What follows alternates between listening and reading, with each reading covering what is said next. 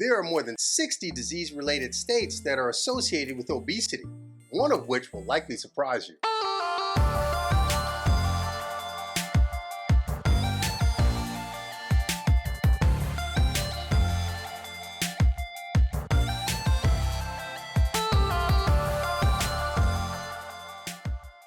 Welcome to Getting Understanding with Dr. Ellis.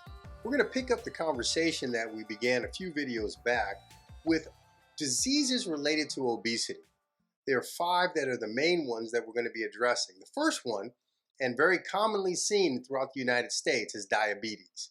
Diabetes and obesity are very closely related based upon the amount of intra-abdominal fat, or what in medical terms we call visceral fat, a person develops. That visceral fat is much more than just an aesthetic problem.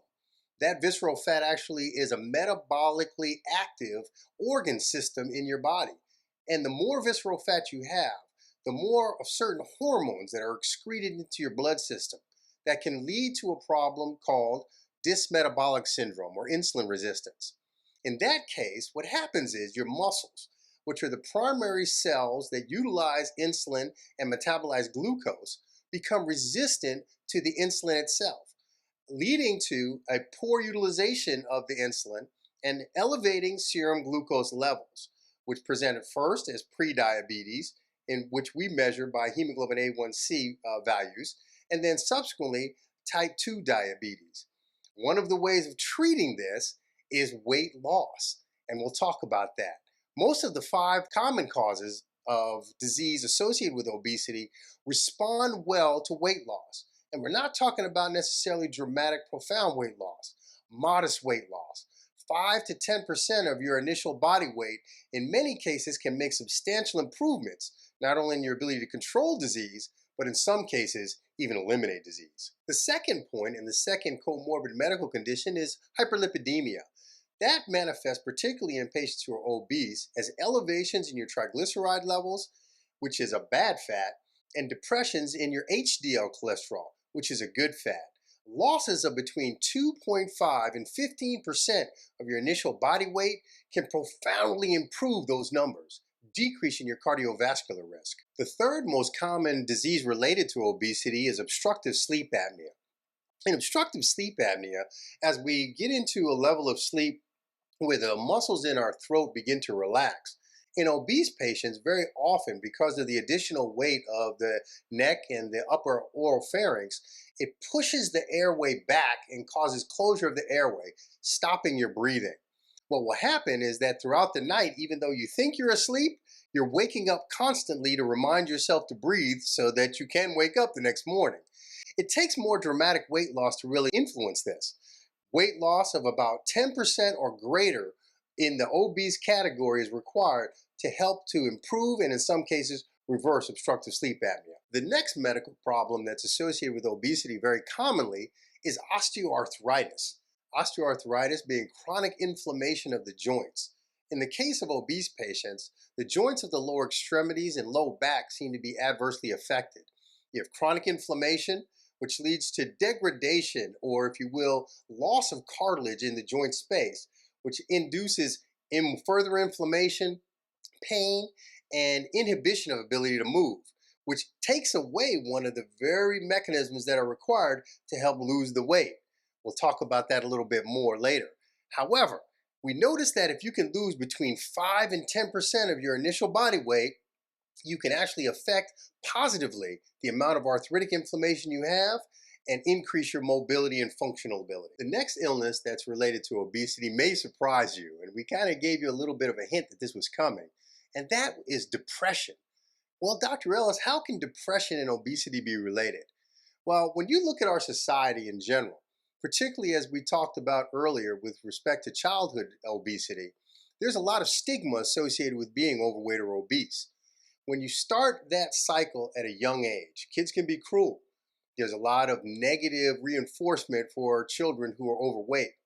That also can be extended into adulthood. There is a lot of, if you will, discrimination around being obese with respect to hiring practices, with respect to, the dating scene.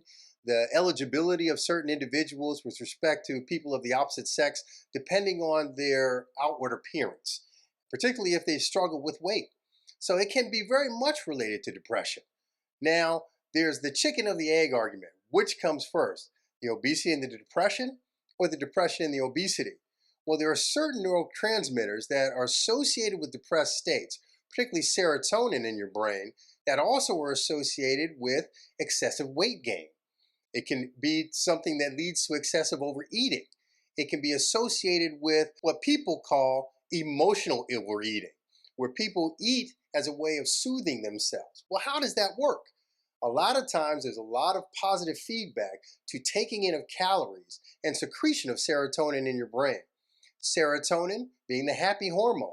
The higher levels of serotonin you have, the greater the overall sense of wellness and happiness you experience. So there is a very, very positive feedback loop associated with mood disorders and obesity, something that we need to think about, something that a lot of people could not even think about associating with being overweight. The good news is that with a 5 to 10% loss in your body weight, you can actually start seeing normalization of those serotonin levels as it pertains to the body weight acceleration. And that can lead to a very good stabilization in terms of your mood disorders. Just for a point of clarification, we've been throwing a lot of numbers around in terms of percentile weight loss and improvement in associated comorbid medical conditions. I just want to be clear. When we're talking about percentages of weight loss, it's based upon, number one, being in the obese category, and that is if you've got a body mass index of 30 kilogram per meter squared or greater. Let's use an example. If you have a 200-pound male, a 5% weight loss would be just 10 pounds. A 10% weight loss would be 20 pounds, and then on and on and on.